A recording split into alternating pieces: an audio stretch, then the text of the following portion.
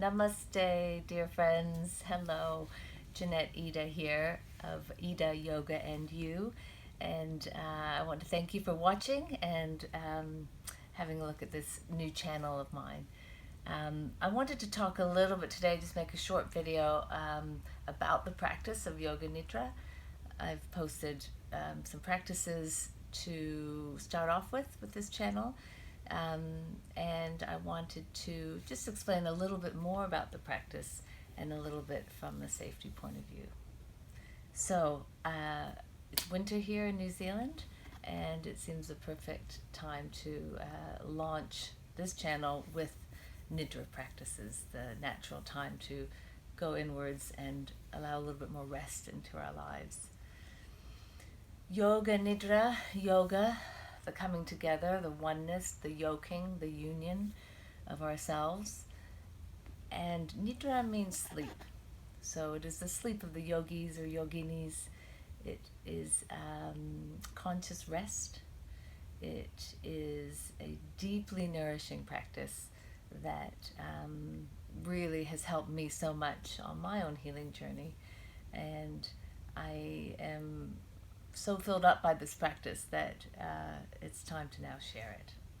So Nidra Shakti, Nidra is the goddess of sleep. So Nidra Shakti is the energy of sleep. And we all need that. The land we look out needs rest. The trees lose their leaves and burrow down for their nutrients, down through their roots. We all need rest.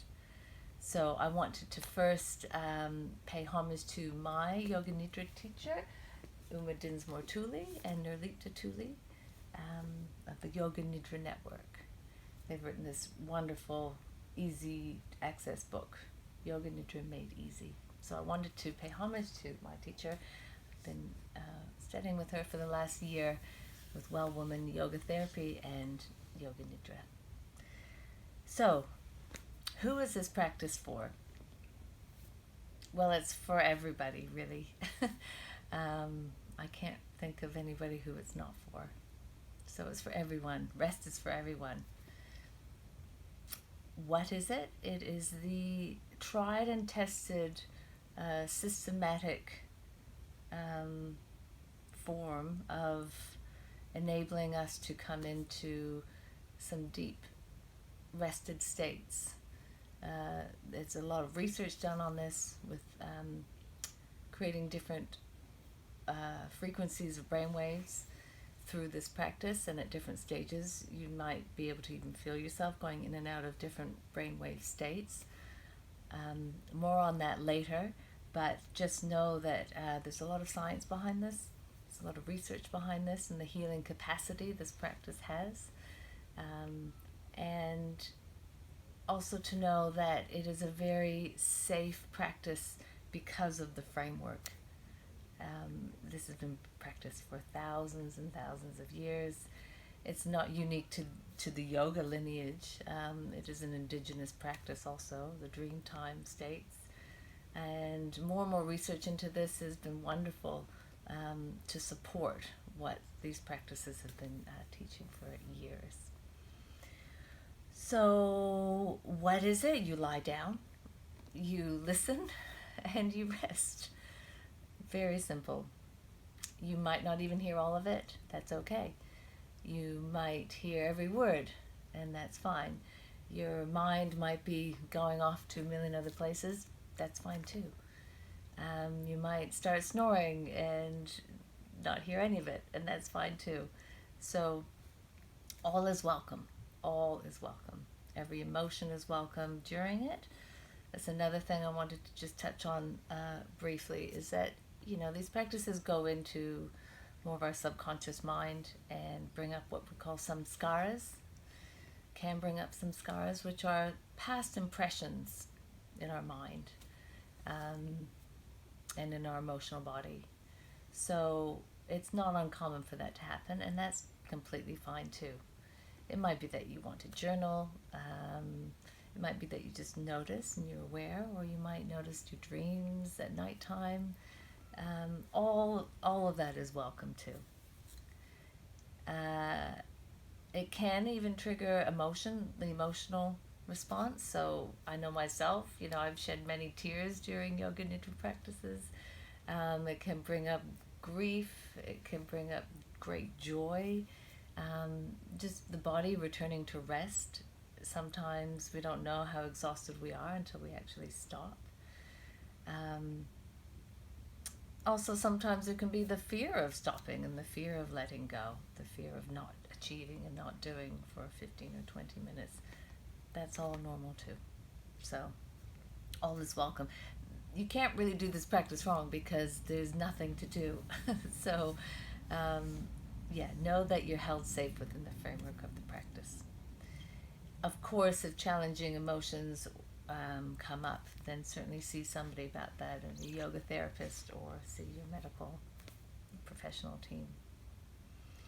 Where to do this practice? Well, anywhere that you feel that you are safe and comfortable and warm and won't be disturbed. However, that's not always possible with kids running in or pets or jobs or things happening. So don't worry about that too much either. Just do the practice. If the children run in, that's okay too. If they see you resting, that's fine. What time of day? Well, I've benefited from doing morning nidras, from doing nidras during your work day, taking some time out just to stop and become vertical. You can do this practice sitting also. If you're in an office, you can even just sort of become more comfortable, close your eyes, put your pods in and listen. You can do it on airplanes. But yeah, not when you're driving, obviously, or needing to operate heavy machinery or, be extra alert. You're not wanting to have that playing at the time. But certainly you can do that before, wake up refreshed, and then move through to the rest of your workday with actually a very clear, sharp mind. So this isn't a practice of laziness as such. In fact, the more I delve into this practice, and we can hear things like how conscious rest and conscious sleep hover on different brain wave states actually increases productivity, increases creativity, increases performance in athletes, increases our capacity to let go of that sort of reasoning mind and come into the more creative side of our brain. So yes, so many benefits here to talk about. I am going to follow up with a course on Yoga Nidra, not a teacher training, an actual practice course. So I'll let you know when that's available, and we can delve into all this further. Why do this? Well, because we need rest, and it has been said that we're an exhausted species on an exhausted planet. And like I said before, as a farmer, we need to rest the land. The trees rest, animals rest, go into hibernation. It's a natural cycle. There's a natural order of things, and rest is part of that. And for many, many reasons, we have maybe lost touch with that, and lost touch with that healing power that rest can bring. How to do this practice? Well, listen to the audios that I've put up in my channel. There's so many Yoga Nidra practices out there. If they don't suit you, there's different flavors, different ones. There's different styles across the lineages, and there are many lineages of Yoga Nidra also.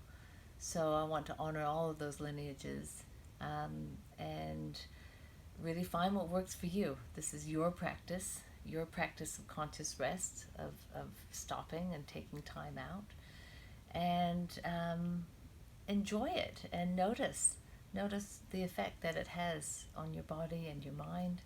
And feel free to leave comments, and if comments aren't appropriate for you, even an emoji is great, is really welcomed. Actually helps me and helps the channel gain traction. So liking it, subscribing, and leaving comments or emojis would be really appreciated. And I look forward to sharing more Yoga Nidra practices with you, and I look forward to you embarking on your own healing journey through this power of sacred rest. So thank you all. Namaste, be well, and see you soon. It's very important to make sure you're grounded after the practice. Have something to eat or drink, get some fresh air, move your body, take some time, extra time if you have it, just to integrate back, especially so if you are getting into a car straight after practice or if you're operating any machinery.